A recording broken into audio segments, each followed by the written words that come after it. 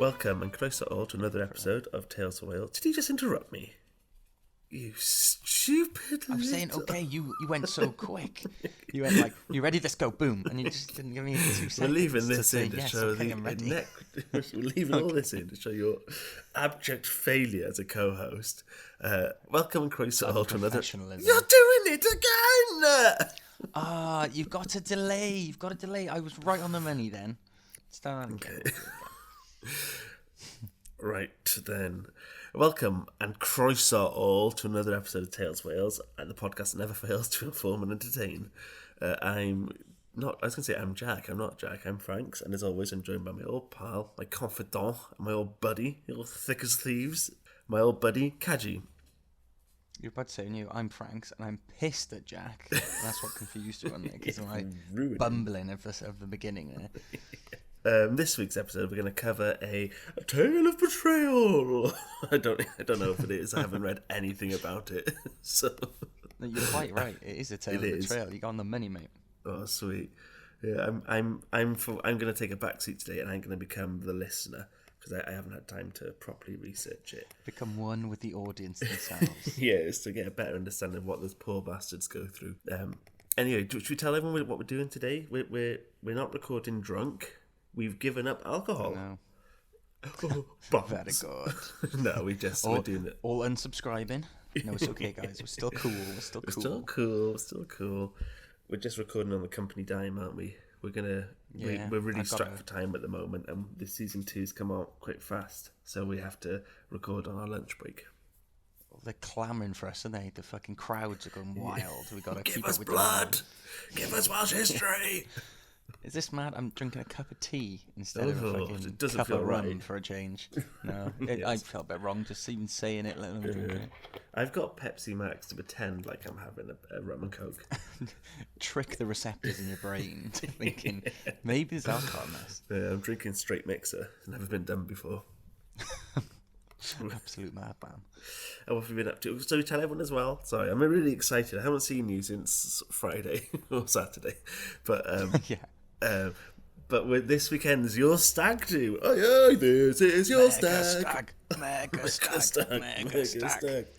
Yeah, I can't wait for it. when we were getting pissed on was it Saturday? We were doing the little stag horns and some pictures, weren't we? Just Mega as a little stag. prelude. We must have looked really cool doing that in spoons. That was cool. For the audience, our friend had a stag, and he was out in Poland, so he wasn't really going to do a proper stag. But we turned up at his door unannounced, and his wife had let us know he was home all day, and he decided to get drunk on his own the night before, and he was looking like a sack of sorry shit. He was howling, wasn't he? Yeah. Because I think it was COVID, wasn't it? So we couldn't actually do what we wanted to do. So It was around COVID stuff. It was like when, or maybe just when we were coming out or something. Yeah, I we think were it was allowed to when we go were out. over houses and stuff. Yeah. I think, but Yeah, good cover. we dragged his sorry ass out of the fucking depths of his pit. He was in his Arsenal top. He was in his Arsenal top and joggers, and he looked like shit. And he was eating just raw pickle. And He had a 15 full bowl of of us fucking gherkins on the side, didn't he? That was it. What was that about? Yeah. Mad. Yeah, and then we gave him shitty, really grim antler horns, and we're like, here we go, mega stag. And then proceeded to basically live stream just his living room and just with us constantly drunkenly shouting, mega stag, mega stag. Oh, we did have a barbecue out the back as well. It was pissing it down though, so we quickly grim. lost interest in that. Yeah. Oh, we did leave, bless him, we left all the food there as well, just out in the rain. We probably had to clear that. Stag, you'll deal with that, mate. See you never. Classic stag move from us, isn't it? Just fucking pranked him on the stag. Mega stag. But then... That's mine this weekend. You're this weekend. You know where you're going, don't you?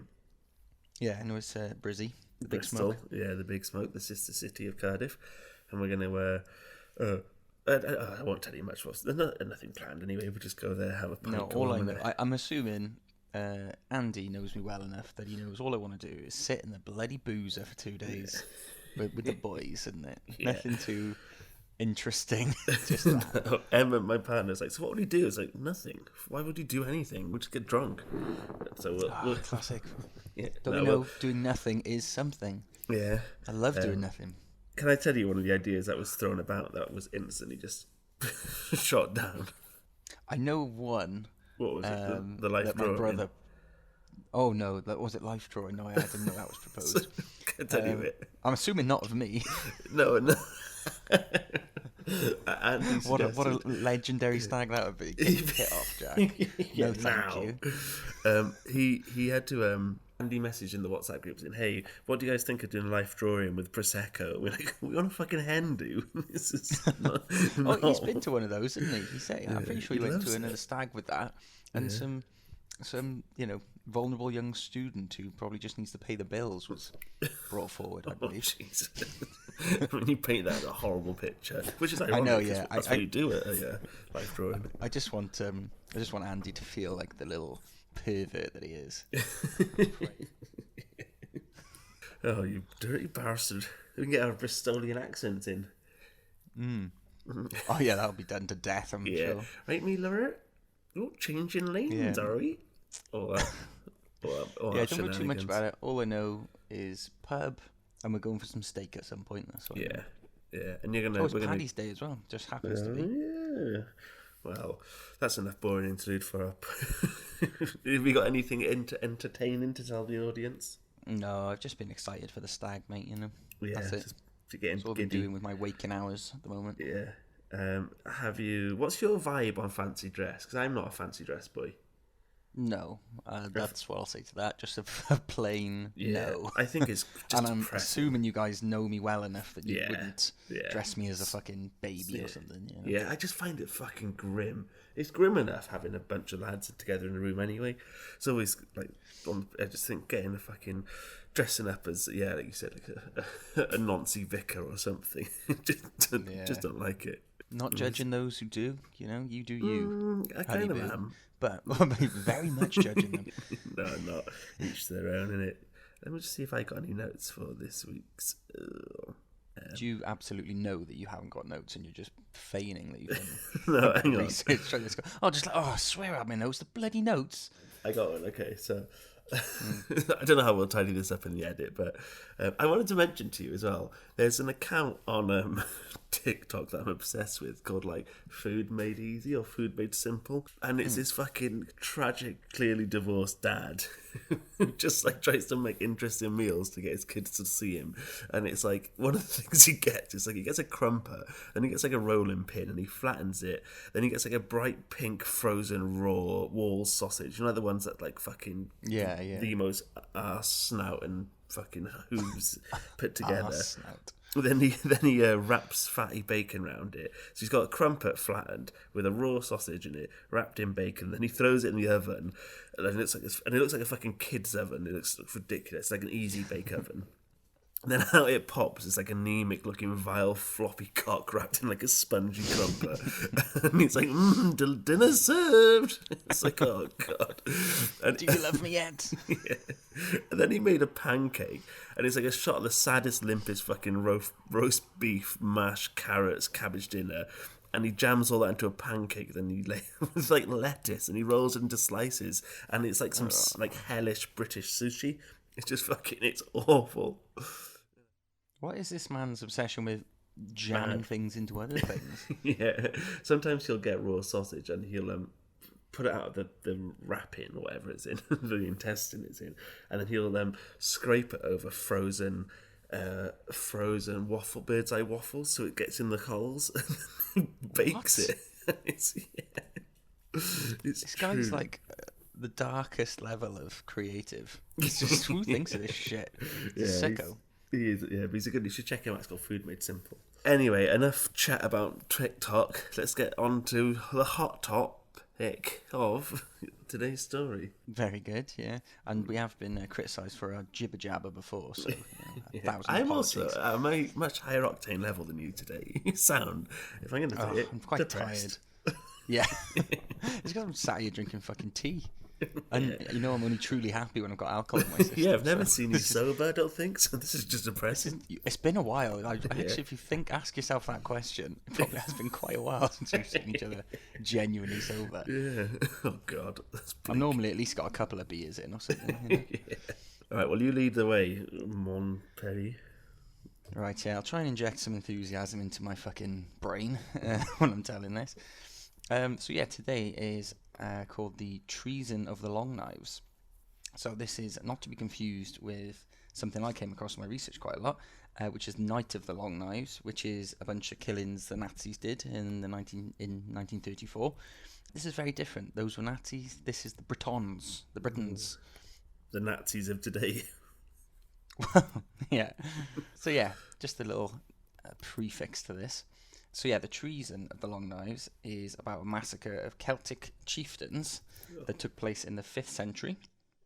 The history on this is a bit sketchy. Lots of historians consider it kind of pseudo-historical, like where myth meets fact or whatever. But I'm just going to present it as cold hard facts because I think it's quite a cool story. So yeah, for the sake of this, just imagine this definitely 100% happened. So, onto the story. The High King of the Britons at the time was a guy named King Vortigern, which I thought was quite a cool name. Vortigern. What's Viggo Mortensen? Viggo Mortensen, King Vortigern. And so on and so forth. Yeah, so King Vortigern, he ascended the throne after the Romans left Britain around the year 410. Nice. But even though he was king, he was still dealing with attacks from the Picts, which for those who don't know are a Celtic tribe that originate from Scotland, and the Gaels. So the Gaels are kind of a bit of a cat. The Gaels. Heavy like Gaels from the north. Yeah, only Gael Platt's come to get you. That's the best way to imagine them, I think. So the Gaels were a bit of a catch-all term for Celts, basically, back in the day. But in this context, historians assume it meant Celtic tribes hailing from Ireland and the Isle of Man. Oh, Gaelic. So the hot take from this is Viggo Mortensen, King Vortigern. He was fighting the Picts from the north and the Gaels from kind of the west. And that's the Gaelic. The Gael must have Gaelic language. Yeah, so there are other Celts. There's other tribes of Celts. Yeah, like I said, it used to be like a catch-all term for it could mean any sort of Celtic tribe. But in this context, it's Ireland and those from Isle of Man as well. Okay. So yeah, he was kind of fighting a bit of a fight on all fronts.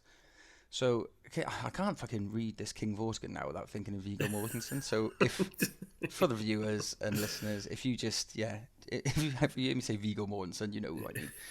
Anyway, so Vortigern was desperate to keep order in his kingdom, and in his desperation, he turned to the leaders of the Saxons, Hengist and Horsa, to help quell the attacks in Britain. If they got the job done, the Saxons would be given the Isle of Thanet, which is just off the coast of Kent, and they could have this as a reward, as well as some provisions, gifts, and whatnot from King Vortigern. So the Saxons, they managed to beat back the Picts and the Gaels, and despite getting their hands on the entire island, the greedy little buggers, they weren't satisfied. So they started convincing Vortigern that they needed more men to keep the country secure, so that Vortigern could rule without the disruption of the Picts and the Gaels. And so the king allowed them to bring more and more Saxons to the land from overseas. I think the Saxons originally, aren't they, from like sort of Northern Europe? Yeah. West Germany, Northwestern, something like that. Yeah, it's like that. Saxony is now placed in Germany, and so the Anglo-Saxons were a combo of the two.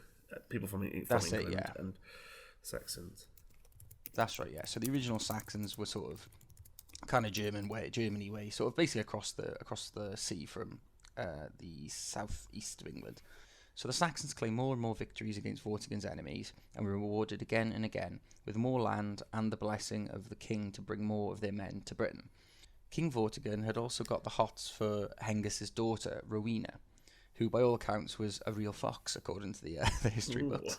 I don't know what the upper limits of foxiness were, back in 5th century, but we can leave that to the experts. Anyway, the king fancied a bit this Rowena woman anyway. So Hengist spotted this, that he had the hots for his daughter, and offered his daughter Rowena to King Vortigern just to carry a bit more favour and sort of get his ear a bit more. So Hengist was in Vortigern's good books from here on out, and because of the rewards of land the Saxons kept receiving and the influx of their men to the country, a huge part of the north of England was now essentially under Saxon control, under the excuse that that's where they were best suited to repel the Picts that were coming down from Scotland. Mm-hmm. Some of Vortigern's warlords, including his own son, Vortimer. This might get confusing now. Vortigern's the king, Vortimer's the prince. And Viggo Mortensen is the man who played Aragorn. Yeah, just a very good actor, and I highly recommend his films. But he does have a really Anyways. small todger if you see any of his nude scenes. Oh, does he? Oh no, I have seen that. Yeah, in what's that one? European. On the Road? Oh no, I was thinking it's not called European something. It's it's where he's a Russian mobster or something. European baddie. Yeah, No. that's basically what it is in my head. It's in my head. It's European baddie. Yeah. So watch that film. Great if Yeah. you want to see his little Todge. Yeah. Anyway, I digress. We're getting off topic. So anyway, some of Vortigern's warlords, including his own son, called Vortimer, could smell something fishy going on. They didn't like the growing Saxon presence in their country, and especially how dependent the king had become on them. With the help of the majority of the king's lords, Prince Vortimer took his father's throne and led an army to attack the Saxons, defeating them finally after 4 bloody battles. During one of the battles, Horsa, which was the other leader of the Saxons, he was killed, so Hengist now had full control of what was left of the Saxon forces. Vortimer, the prince, would not be king for long, though. After fighting valiantly in the north, he was poisoned basically as soon as he got home. Well, where was his dad at the time of this?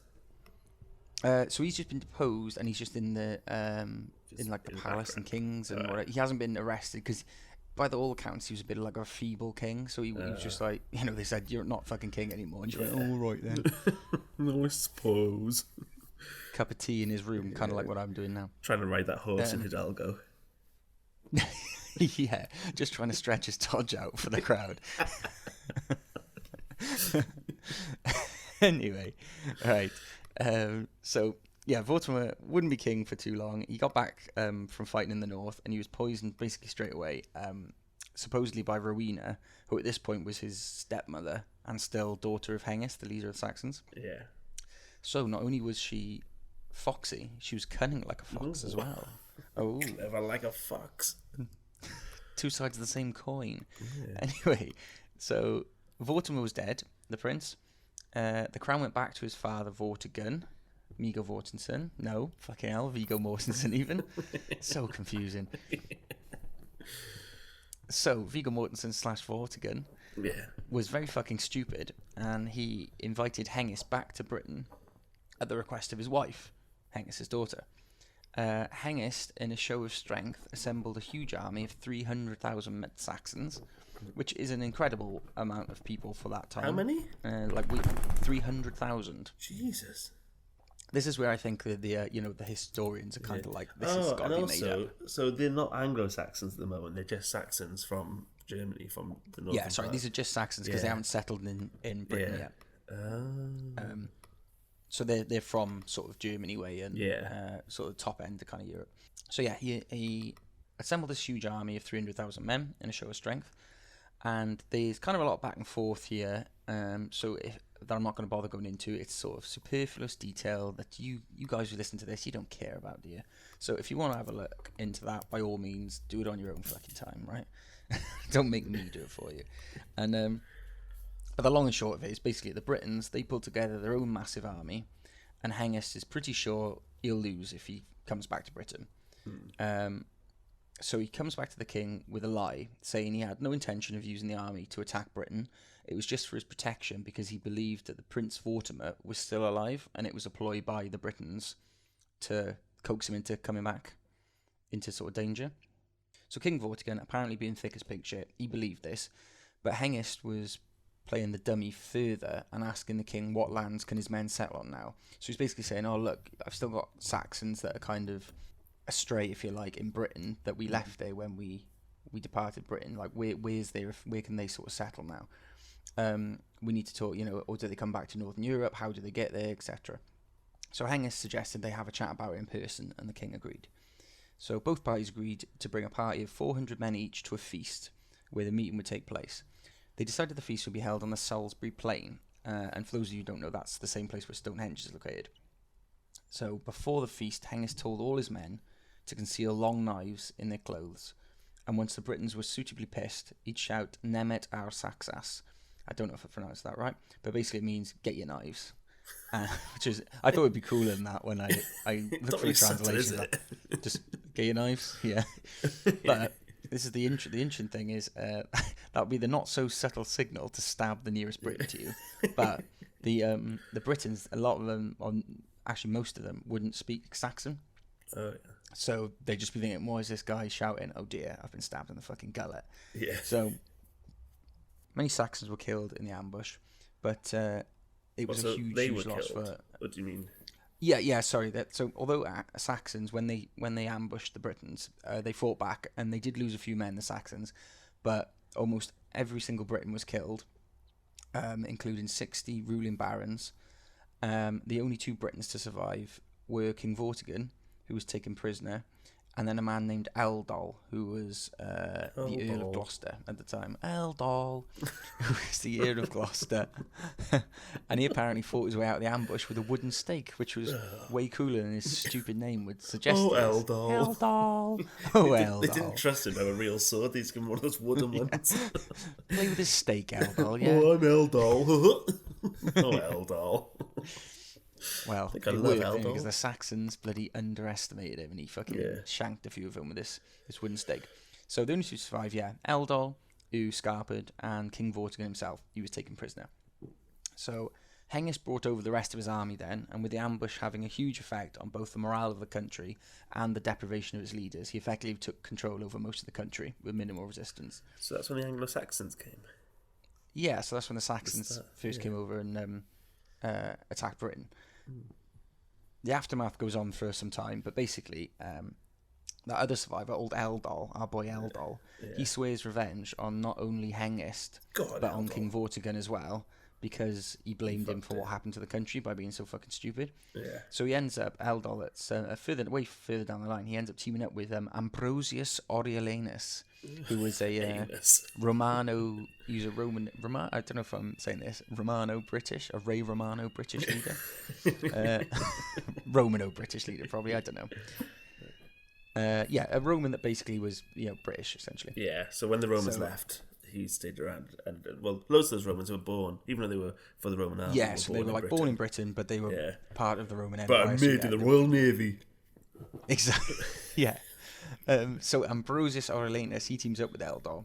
They amass an army and they take back Britain then from the Saxons a few years later. But before this, though, King Vortigern escapes the Saxons' captivity. He goes into hiding, and then Eldol finds out where he is and ends up burning him and his new wife alive in their own home. So he puts a little bar on the door and just chucks a couple of torches in, and kills the former king with his new wife who had nothing to do with it, which is a bit harsh of old Eldol. Eldol. But don't fuck with Eldol. Don't do it. Burn you at the stake. Yeah, I'm too thick to understand the consequence of my actions. I'll burn you. Anyway, there's nothing to say that he was thick, by the way, but that's just our own little spin on the tale. Have you seen that pillar of Eliseg?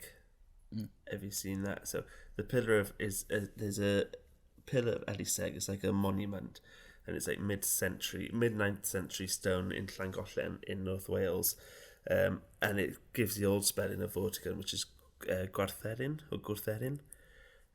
All right. And the inscription is now damaged, but the final letters of the name are missing. But it's believed to be the same person as Vortigern, who was called Superbus Tyrannus. Oh, right. That's quite a cool name. Yeah, but I think Rex. Yeah, I think it's in relation to him fucking up and losing. I mean, I didn't find the Welsh version of his name in the stories. Do you think that would be one of the first things that popped up?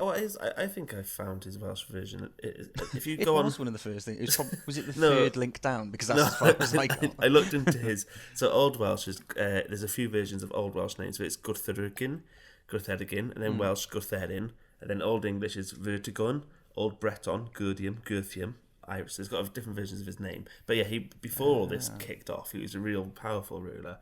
And they found they found a pillar that dates back to the 9th century that was erected in honour of him. And it says, the pillar also states that he was married to Servia, daughter of Magnus Maximus, who was that Roman who left Wales, and it's in that it's in that song by David Johann, Neighbour and Coffee, Magnus Maximus, when he leaves in 1300 or whatever. I don't know if it's just the film Gladiator that makes Roman names sound quite cool. Yeah, Magnus Maximus. But yeah, there's a pillar in North Wales dedicated to Old Vortigern, and apparently he gave a line to his bloodline was the descent leading to the royal family of Powys, and they erected the cross in his honour. Ah, I see. A little bit of extra there for you. A real life example of this bad boy. Yeah. And when was this? It's the 5th century, did you say? 5th century, yeah. So it How was good is the just word after the warlord? Romans left. Warlord. I'm a warlord. I'm a lord of war. I'm a trickster. Yeah, 410 it was. So 410, Romans left yeah. Britain around 410, Yeah. and it wasn't long after this that sort of Vortigern managed to sort of declare himself king of Britain. They left, but I think Maximus, whatever his name was, he left Wales beforehand, and that's when they believe Wales first became a sort of, because I mean it was never a country for years. It was lots of small parts of Wales fighting each other. Yeah, I think 388 is when he left Britain and left Wales, and when they started to bring back from Wales. So yeah, he apparently old Viggo Mortensen was because I read as well that when he escaped the Saxons, he moved to North Wales. And there was a bit. There's quite a big chunk on like sort of where he went, and he moved around a few times apparently. But I thought I'll just skip all that and just say keep his head down. Eldol gets his bloody Eldol. I'm trying to get his head down, and he can't blame him fucking up like that, inviting the lads over, getting into all sorts of mischief. That is really dropping a bollock, isn't it? A monumental bollock. Yeah. So any other little standout fellas? No, that was it really. I did like the name again, Ambrosius Aurelianus. Yeah, but that sounds like you put Ambrosius up your ass. Yeah, Ambrosius. Ambrosius. Reference to Labyrinth. I think we referenced that in the last episode as well. Ambrosius. Ambrosius. I love Ambrosius. Ambrosius. It's all right, Ambrosius. You can come out now. Right. Yeah. So he comes back, and that might be another one worth doing maybe in the future. Doing the story about how he comes back and reconquers Britain, but then that's kind of for the Romans, or I'm assuming it's for the Romans. I don't know. I'm not sure. Yeah, because it's hard to decide. Because at the time, when the Romans were going, the power vacuum left it for the Britain. So he's probably Britain. So he came back, in 5th century, and was fighting against what by that point were Anglo-Saxons, because the Saxons had settled in Britain. Yeah. It's pretty cool that this is the first time I've ever realised when the Anglo-Saxons came in, well, which were the Saxons before they settled.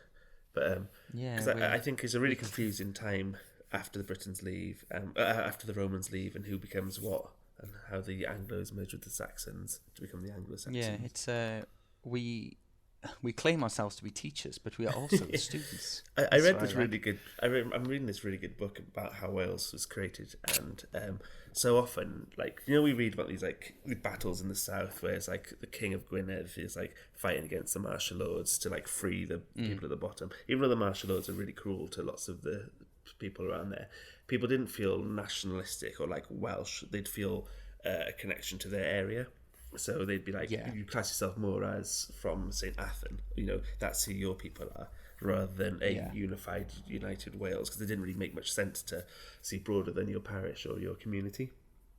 Yeah, that's it. Even like you said, with Wales had for a long time been split up into like Powys, Gwynedd, Deheubarth, all that.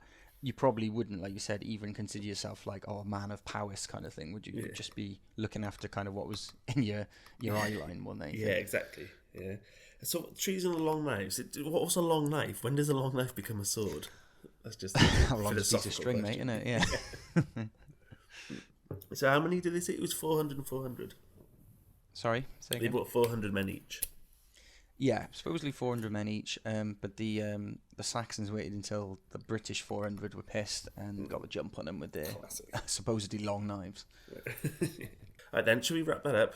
It's a shorty this week, but like we said, doing our lunch, and there's fuck all information on it. It's 1,500 years old, guys. Get over it. Sorry, we got make up facts for you. I squeezed blood from the rock, and that's what you got. So I do think you need to perk up a bit, though. You're right, friggin' sourpuss today. Oh, mate, a tired boy, and I'm tired. But I will say that talking about Viggo Mortensen's little Tods. That's fucking. Yeah. That put a bit of pep in my step. Yeah. Well, next time, always think about Viggo Mortensen's little torch when we're doing these day sessions. Because I think I've That's been on my top mantra. form. I've been Yeah, happy you've been a happy chappy. Yeah. All right then, mate. Well, diolch yn fawr am gwrando. Thanks for listening, everyone. Do send in your recommendations because we got a bunch held up. We got a little spreadsheet full of episodes to cover, but all we do is finding out some more info, finding out some more topics, and it doesn't always have to be battle related. We're trying to diversify and go into anything Welsh and interesting, basically, Yeah. isn't it? Or Celtic and whatever. Yeah, that's it. But yeah, we're a much more open forum this season. We're not telling you all to fuck off at the end. So yeah, I'm telling Jack to fuck off and sort out his bloody attitude. Christ, he's fallen out of love with me. You little dirty five fingers. Oh, I thought this was called the. I've named this episode on the system that we used to record the five fingers because I clearly got confused about what this is about. Treason of the long knife, treason of the five fingers. Yeah, the five digits. Wore me like a glove. All right, I've got to go back to work. Fair enough, mate. I'll catch you one day soon. See you on your stag, mega stag, mega stag, Mega stag. All right, I'm sure we'll have some tales on the mega stag for people as well. Yeah, maybe the pod will be cancelled after that because they'll find me in a fucking ravine somewhere. My yellow corpse. All right, you little long knife. See you soon, Magnus. See ya. Ta-da. Ta-da.